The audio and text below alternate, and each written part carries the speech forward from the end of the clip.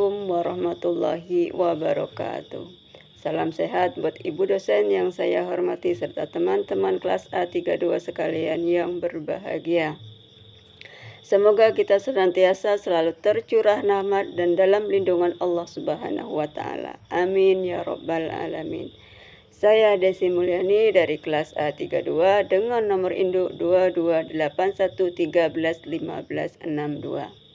Melalui video singkat ini, saya bermaksud untuk memenuhi tugas mata kuliah Pendidikan Agama Islam luar sekolah yang diampu oleh Ibu dosen Husnul Khotimah. Semoga apa yang saya sampaikan dapat dipahami dan menjadi wawasan baru bagi kita semua. Amin ya rabbal alamin. Nah, Bapak Ibu sekalian, adapun materi yang akan saya uraikan kali ini adalah tentang pilar-pilar pendidikan dan bagaimana pilar-pilar ini menjadi fondasi penting dalam sebuah pendidikan, khususnya dalam mendukung proses belajar sepanjang hayat. Konsep ini sangat relevan untuk membentuk pribadi yang utuh dan mampu beradaptasi dengan perubahan zaman. Dalam kamus umum, pilar diartikan sebagai tiang penyangga atau penguat, seperti yang biasanya kita lihat dalam struktur sebuah bangunan.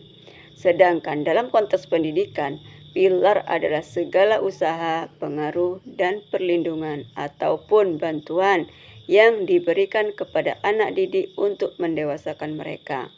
Dengan kata lain, pilar pendidikan adalah penunjang utama dalam proses pendewasaan dan pembentukan karakter peserta didik agar siap menghadapi kehidupan di masa mendatang. Bapak Ibu sekalian, UNESCO awalnya menetapkan 4 pilar pendidikan. Namun, dalam konteks keislaman ditambah 1 pilar lagi, yaitu beriman kepada Tuhan atau Allah Subhanahu wa taala. Dengan demikian, terdapat 5 pilar utama dalam pendidikan yang perlu kita pahami. Yang pertama yaitu learning to know atau belajar untuk mengetahui.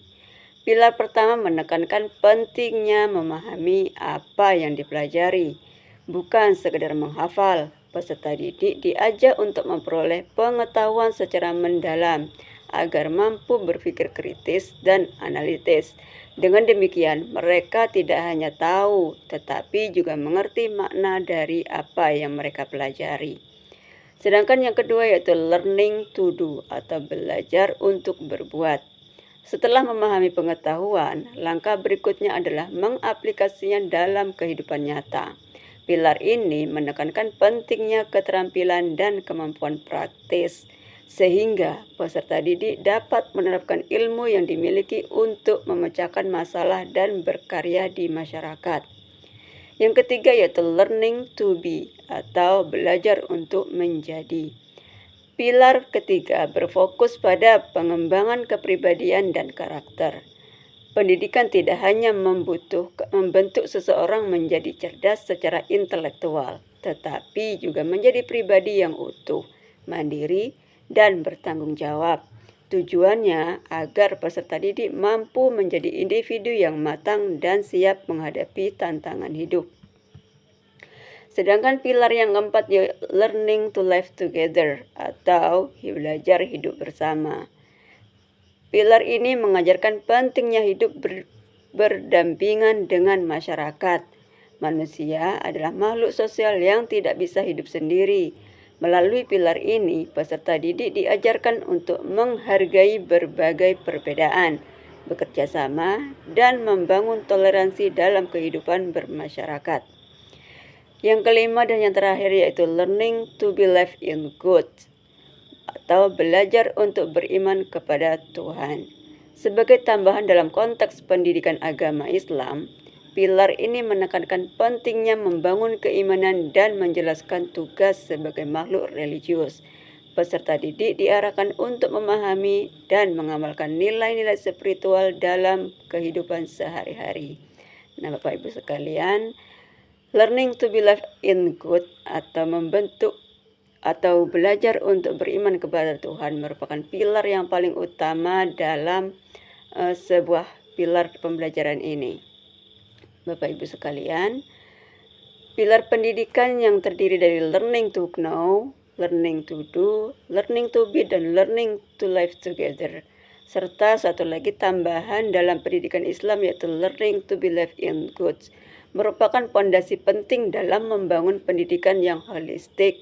Dengan memahami dan menerapkan kelima pilar ini, kita dapat menciptakan generasi yang cerdas, terampil, dan berkarakter, mampu hidup harmonis dan bermasyarakat, serta memiliki keimanan yang kuat.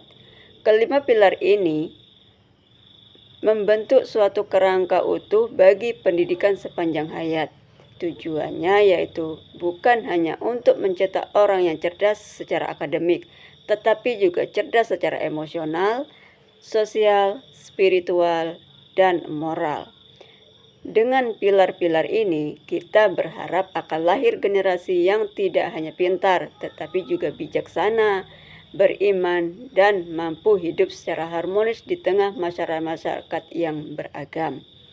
Bapak Ibu sekalian yang berbahagia serta Ibu dosen yang saya hormati, demikianlah penjelasan singkat dari saya tentang pilar-pilar dalam sebuah pendidikan agama Islam. Untuk lebih atau kurangnya saya mohon maaf dan saya akhiri dengan wabillahi taufiq wal hidayah. Wassalamualaikum warahmatullahi wabarakatuh.